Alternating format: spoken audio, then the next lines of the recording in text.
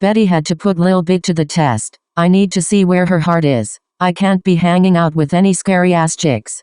Lil Bit couldn't hold back a moment longer. Hey y'all, I know where a sweet lick at. Lulu turned around in her seat. Her and Lil Bit was face to face. Oh yeah? Where? Lulu asked. I know a cat on 58th Place and Princeton. He's usually home alone. He hides his cash in a drop ceiling in his washroom. Oh, yeah, Betty said. How do you know for sure? Lulu asked. Well, one day I was over there chillin' with him. The police stormed the house trying to bust down the door. He jumped up naked, grabbed a sack of money out of the closet and went into the washroom. When he came out he didn't have the bag. Lulu was confused. So how do you know where he hid it? Listen, Lil Bit said. He let them in. They searched the house and didn't find anything. After they left, I went in the washroom to piss. I just so happened to look up and one of the squares looked as if it had been pushed back. So what's the plan, Lil Bit? Betty asked. Okay, this is what we'll do. Me and Lulu will go in. He's a sucker for a pretty face. Lulu, you ask him if you can use the restroom stand on the sink. It's directly over the toilet. You get the money, then drop it out the bathroom window. Betty, you get the cash. We'll leave out and he'll never know. Do you think it'll work, Betty? Lulu asked. Well shit, it's worth a try. You take the heat in with you. If it don't look right, then don't do it. However, if the opportunity presents itself, make that move, Betty replied. Sounds like a winner. They all agreed. Let's do it. Betty drove down Garfield to Princeton. The little street seemed pretty still. Here girl. Betty handing Lulu the 40 calories. She put it on her hip. Her and Lil Bit got out the car. Betty pulled off. She watched in her rear view as they approached the porch. Lil Bit rang the bell. Who is it? The voice behind the door said aggressively. It's me, Daddy. Me who? He said in a slurred voice. Yo, baby Lil Bit. He looked out the window. Wow, she brought company. It's on now, he said as he opened the door. Come in, baby. Who is your friend? My girl Mary. Looking at Lulu, winking her eye. Is she a party girl? Lulu smiled. Why you don't ask me? I'm sorry, baby. I'm a little buzzed. My name is Richard. Hello.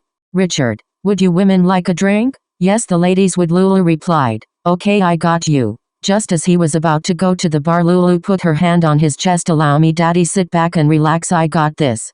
Cool, he replied. He watched her as she made her way to the bar. What are you having, cowboy? Lulu said in a seductive voice. Grey Goose, no chaser, Richard replied.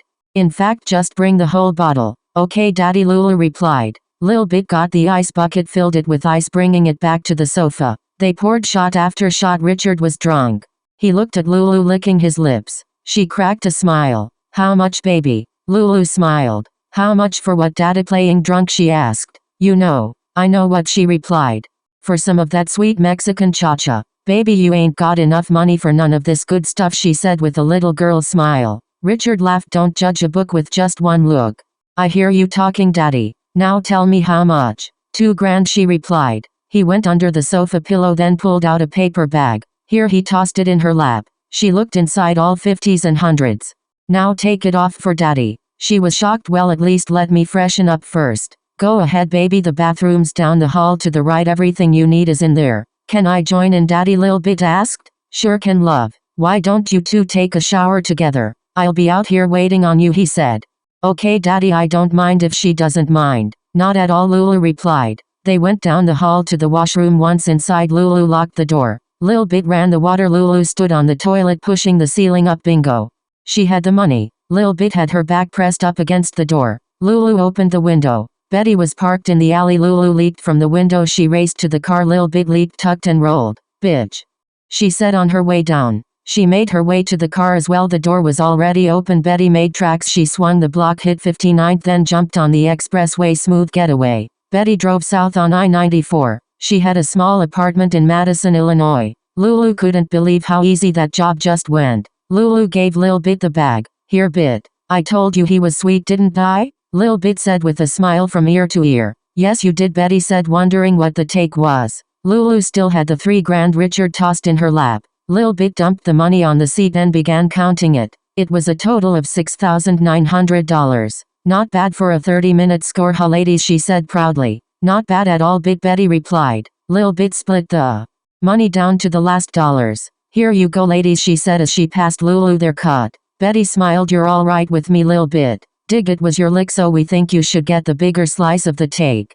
Tell you what, just give $900, we'll split the cash. Lulu took. Lulu didn't have a problem with it. Besides, Lil Bit needed the cash. She didn't even have a place to lay her head.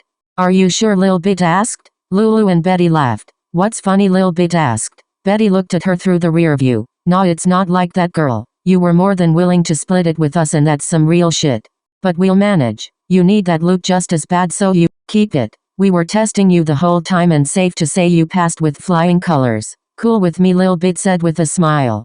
Well, Lil Bit, I guess you're stuck with us if you don't mind, Lulu said. Shit, I'm down for whatever. Plus I can't afford to be by myself after the Richard incident. He may kill me, she replied. Fuck that chump, Betty said. If you feel that way about it, I think we should kill his ass first. Are you serious? Lil Bit asked. As a heart attack, Lulu replied. We kill what we fear, or what we think can catch up with us later on in the flick. Lil Bit took a deep breath. Fuck, I'm down, never cracking a smile. Don't worry, mommy, we stay together, and most important, we stay strapped. If he run up, he better have it on him, because if not, he's a dead man. You dig?